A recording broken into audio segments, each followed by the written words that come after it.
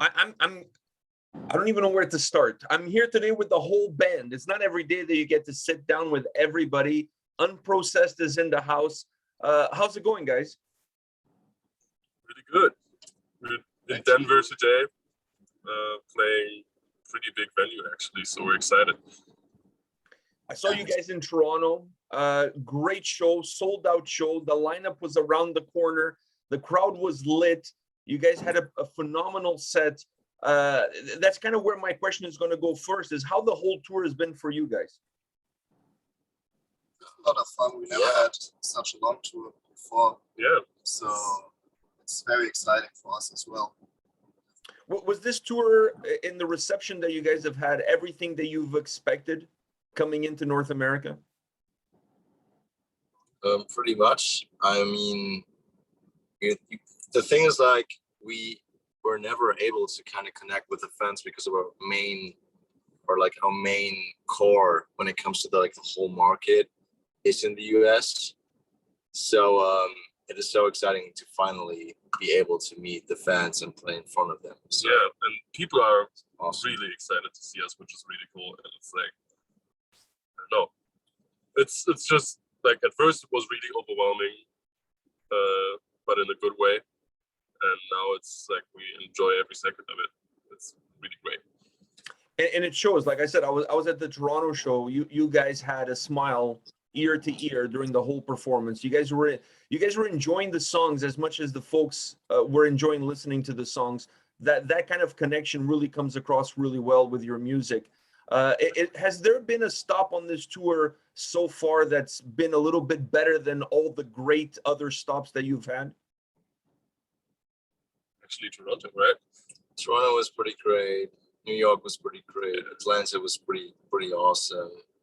Lawrence actually was pretty surprising. Montreal as well. Yeah. Like we really loved Canada. Some of you guys treated us well. And I think Baltimore was also pretty sick. Wasn't like in what was that one? The outdoor venue? Oh yeah. That was really cool as well. Going now into the record Gold, how much does this record represent the growth of the band from the previous albums to it, or do you guys approach each album a little bit in a bubble within itself? So I would say Gold is just, for me, it's just like a natural evolvement.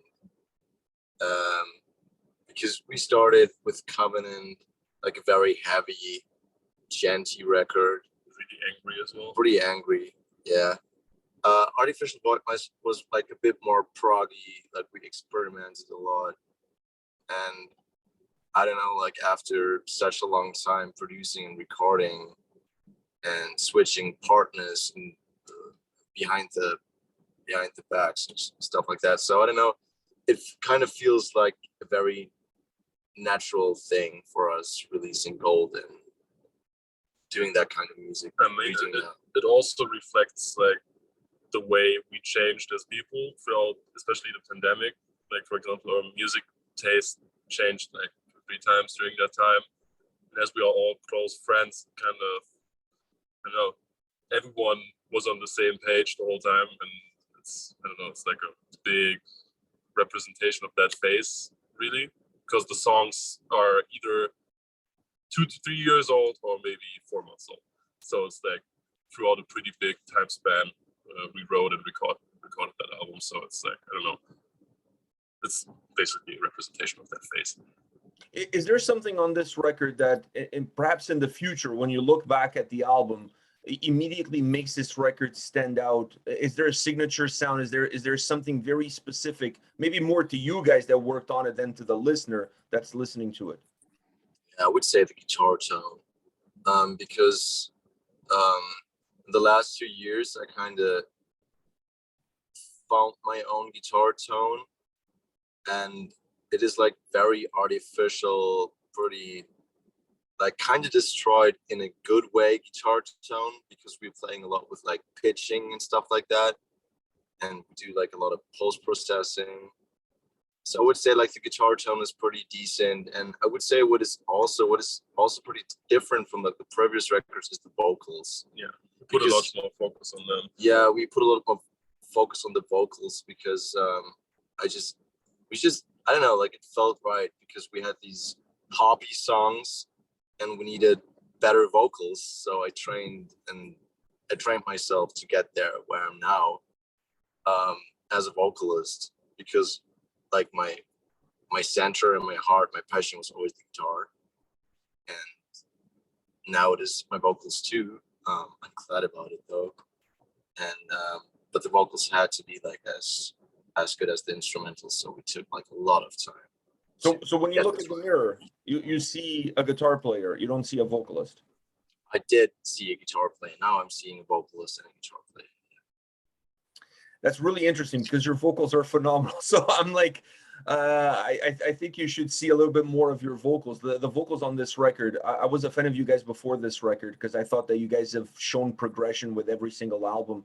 And I enjoy bands that show growth, that take a little bit of what you've done before, but then it adds so much more with every single record that you've released. And this album really feels a little bit more mature. I hate to use that expression, but it does feel more mature. Is there a part in the process of making the album that you absolutely hate, but you know it's very important for the final product? Absolutely. And I think I speak for all of us. It's the waiting, because you know, we wanted to release that record like, I don't know, maybe 2 years ago or something like that, and we had like so many partner changes and switches behind the scenes. We had so many, I don't know, like there was a lot. There was a lot going on. COVID as well, you know. COVID and the pandemic as well. So the waiting for us was there was like a point last year where we like all felt really miserable, and so I'm really glad that this record is now out, because the waiting game on that record was just ridiculous. But I would say it was worth it in the end, actually. Yeah, because- it was worth it, but it was pretty annoying.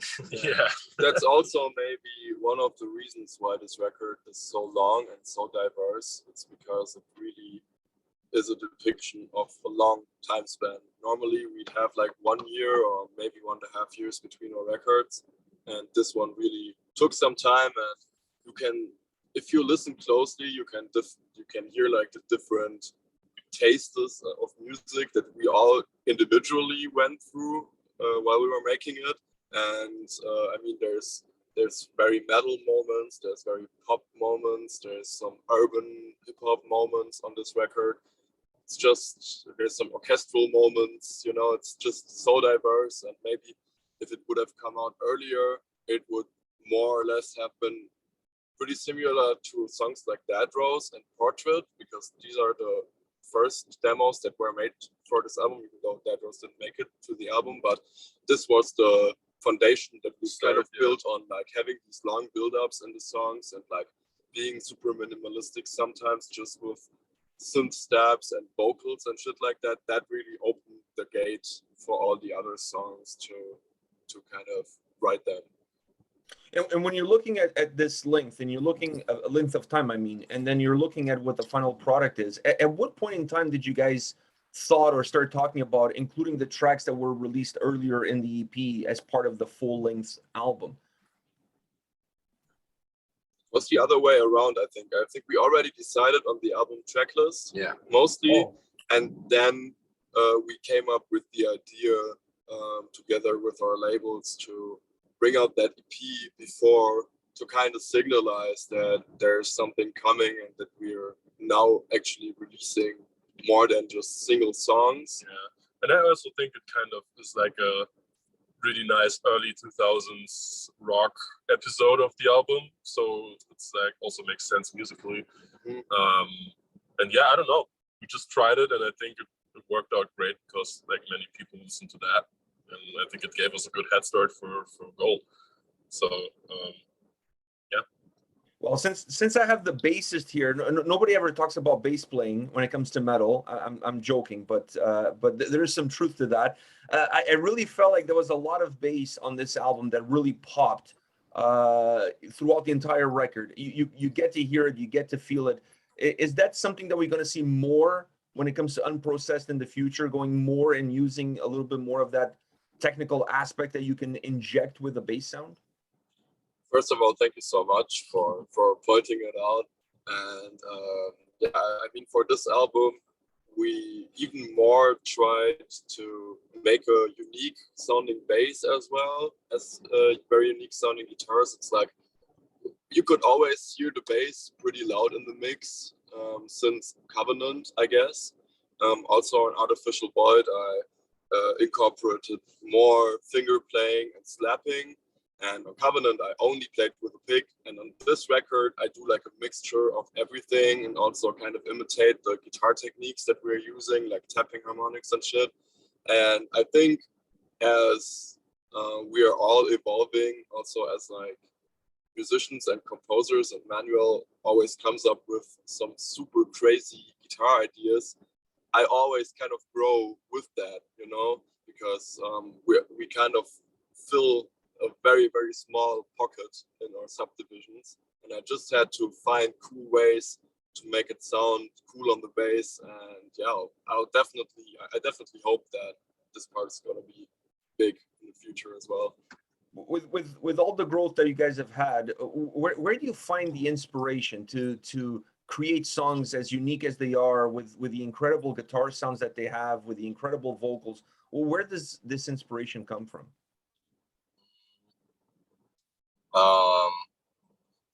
I don't know. It's just the passion for music itself, I would say. And Also like the technology with DAWs. Yeah, Inspiring. that's true. And Just trying stuff out like in front of the computer is like always the most inspiring thing for me to write stuff, I would say. Manu already said that the second he gets home, he'll start writing again. So, I mean, Yeah. Sometimes I feel it just has to come out of you Yeah. in a way, because like we all are musicians and we express our feelings through music, and we feel a lot actually, like especially in the past years. So It's just been so intense. yeah, you just get it out there and put it into a song.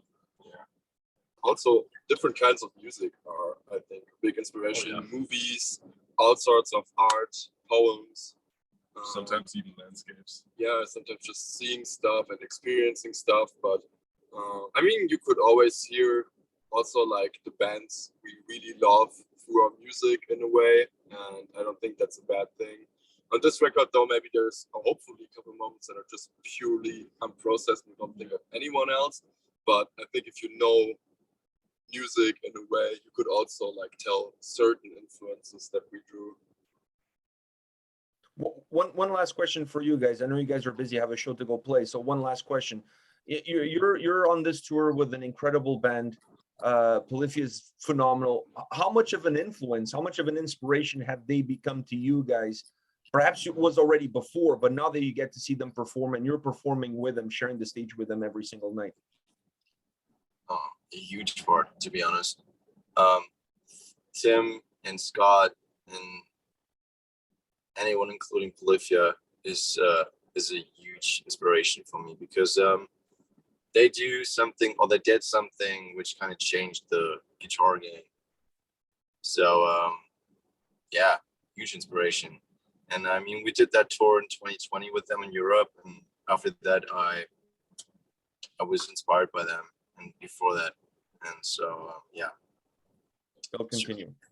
All right, guys, thank you very much for your time. I really appreciate it. Thank you for the awesome show that you put on when you were in Toronto. You blessed us all in attendance with a great evening of music. So thank you so much. Thanks, dude. Thank you very much. You guys were absolutely phenomenal beasts out there. So best of luck with the rest of the tour. Stay safe out there. And I know this was your first time in North America. Let's hope that this is not the last time. We need to see you guys back again, because you rock the house. So come back soon. Yeah, Thanks for all the coverage on your channel. We really enjoy your content. And Oh, thank you. Thank you for taking the time. I know you guys are super busy. So thank you from the bottom of my heart for you guys taking the time today. I really appreciate it. Love your stuff. All the best. See you guys soon. Yeah, see you soon, man. Have a good day. Take care. Bye-bye. Bye-bye.